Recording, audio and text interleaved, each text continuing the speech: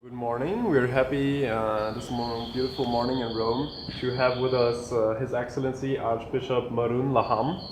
And we thank you for joining us and giving the beautiful keynote speech of yours. And now we would like you to answer a few questions of ours concerning cultural diplomacy. And my first question would be, do you have an example of cultural diplomacy in the place of your life? Okay, I've lived as a bishop in two different places, first in Tunisia and then now in Jordan. To tell you the truth, cultural diplomacy was much more spread in Tunisia than in Jordan because of the fact that in Tunisia there is much more cultures than in Jordan. In Tunisia, they are first of all Muslims, they are Christians, and they are Jews. And even among Christians, there were more than 72 nationalities. So you had to deal with much more cultures, etc., and with all the word of diplomatic word. Actually, in Jordan, still we have a wild diplomatic word. We have Christians, we have Muslims of all denominations, but we don't have Jews. So there is, both in Jordan and in Tunisia, a real and rich experience of cultural diplomacy. Thank you for your answer. And my second question would be, how do you see cultural diplomacy in the future?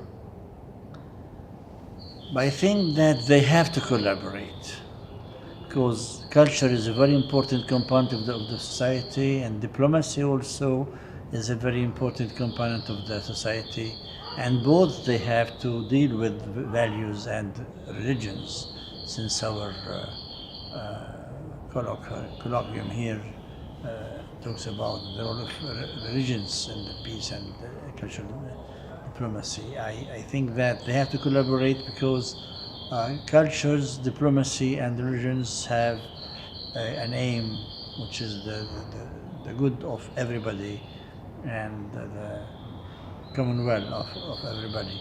While if diplomacy works alone and cultures work alone, especially if faith works alone and in an exclusive way of other faiths, that will be a disaster for humanity. So they have to work together and they have to understand each other and to collaborate with each other. Okay, so you said it was important to collaborate with each other. And how do you think that politics and religion influence each other? It's a very long history between politics and religions. Since the first centuries, because politics and religions are the two main powers in the world. One, politics ruled the life of everybody, while the religion speaks of the heavenly life, of the other life.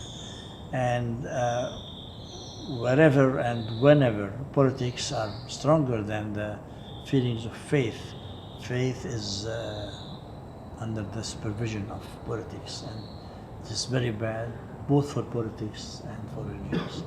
And when religion is strong, so politics have to be submitted to religion, and this also is very bad for both for religion and for politics. So they have to collaborate, but they have to respect the autonomy, the legitimate autonomy of both of them.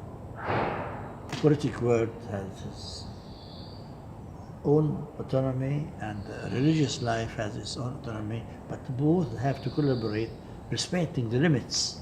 So I can't go too far in the world of politics, and politics can't go too far in the world of religion. Especially, no one of these two components have to influence the others in his fundamental rights. Okay, thank you. And how do you think that cultural diplomacy could contribute to solve the Israeli-Palestinian conflict? The Israeli-Palestinian conflict is a very complicated conflict. Yes. It exists since almost a century. I don't think that the problem there is diplomatic or even cultural. I think the problems there is the politicians, the sphere of Israel and of Palestine. I think that both. The question is, do they really want peace or not? Now, if they really want peace, the peace is there. It's not a matter of negotiations. We negotiate since years. It's not a matter of having a map road of the politicians. This heart is still closed for peace. I guess a good note to end it on, that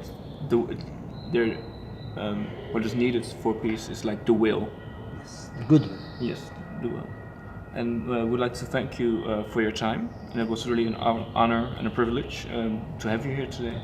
Thank you very much. Thank you. Thank you, Shah.